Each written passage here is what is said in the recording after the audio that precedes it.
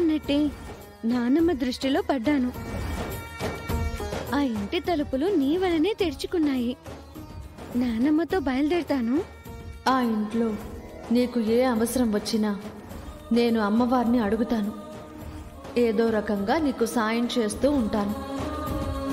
నీ ముందుకు ఏదో ఒక రూపంలో వస్తూనే ఉంటాను. Thank you Bhavani. ఇక బయలుదేరు.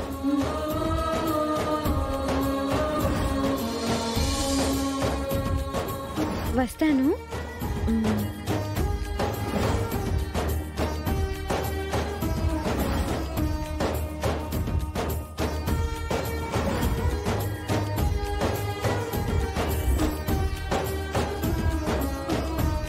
బయలుదేరదామా?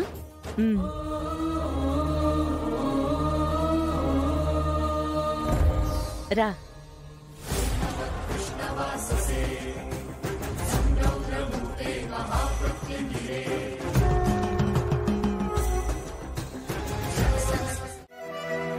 ఎందుకే దిగులుగా ఉంటావు? గుళ్ళో కనిపించిన అర్చన అనే పాప అక్షయ్ వచ్చే పుట్టినరోజు కల్లా నీ ముందుకి వస్తానందని చెప్పింది కదా. ధైర్యంగా ఉండు. ఎలా ధైర్యంగా ఉండగలను? వచ్చే పుట్టినరోజంటే వారం రోజులు ఉంది అనుకుంటున్నావా? నెల రోజులు ఉంది అనుకుంటున్నావా? చాలా రోజులుందక్కా. అన్ని రోజులు నా కూతురిని చూడకుండా ఎలా ఉండగలను? అక్షయ్ అన్ని రోజులు ఉండిపోతుందని ఎందుకు అనుకోవాలి? నిన్ను చూడకుండా ఉండలేక ఇంతలోపే వచ్చేయొచ్చు కదా. నాలాగే తనది మాట పడని మనస్తత్వం. అమ్మకి కష్టం కలగకూడదని మొండి పట్టుదలతో ఉండిపోయినా ఉండిపోతుంది. అదే నా దిగులంతా. ఆ రూపం అనుక్షణం నా కళ్ళ ముందు కదలాడుతూనే ఉంది. అమ్మా అమ్మా అని పిలుస్తూ నా వెంటే తిరుగుతున్నట్టు అనిపిస్తుంది. ఏ పనిలో ఉన్నా తన ధ్యాసే. నరకం కనబడుతుందక్కా. అమ్మవారి అంశతో పుట్టిన ఆ పిల్లకి ఇంత చిన్న వయసులో అంత కష్టం వచ్చింది. అక్షయ్య నువ్వు అమ్మవారికి నిత్యం పూజలు చేస్తూ ఉంటారు. అయినా సరే మీ ఇద్దరికీ పరీక్షలు పెడుతుందనంటే ఏదో బలమైన కారణమే ఉండుంటుంది. వేదవతి వాళ్ళు నిన్ను ఇంటి నుంచి పంపించేసిన ఏదో ఒక అవసరం పడి నీ దగ్గరికే వస్తారు. అది మాత్రం ఖచ్చితంగా జరుగుతుంది. నా మాట నిజమవుతుంది. చూస్తూ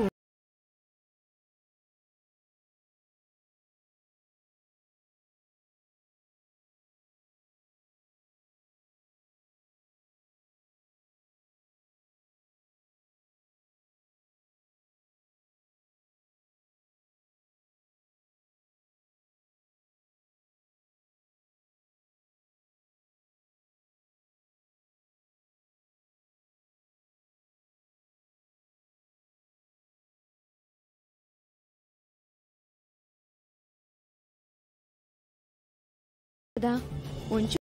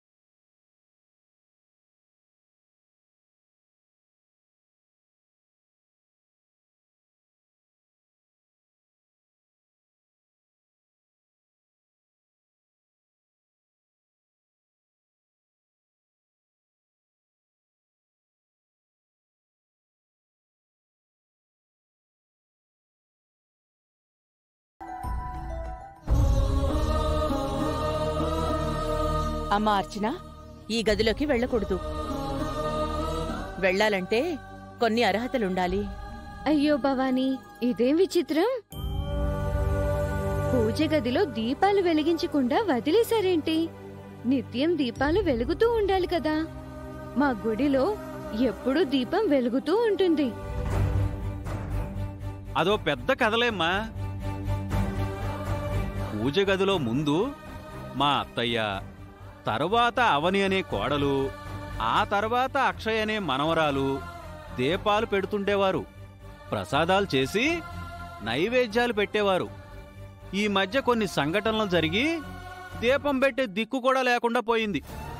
ఇప్పుడు లోపలికి ఎవ్వరూ వెళ్ళలేరు. మీరు కూడానా? అవునమ్మా, ఇప్పుడు మా అత్తయ్య కూడా వెళ్ళలేకపోతుంది. ఇదొచ్చిన రోజునే వసపిట్టలా వాగుతుంది. ముందు ముందు దీంతో ఎలా వేగాలో ఏంటో. ఈ ఇంటి విషయాలు నీకు మెల్లమెల్లగా అవగతమవుతాయి. ముందు నీ రూమ్ చూపిస్తాను పదమ్మా.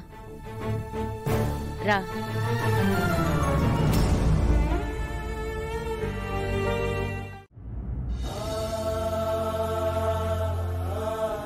ఇందులో ఇంతకు ముందు అక్షయ్ ఉండేది.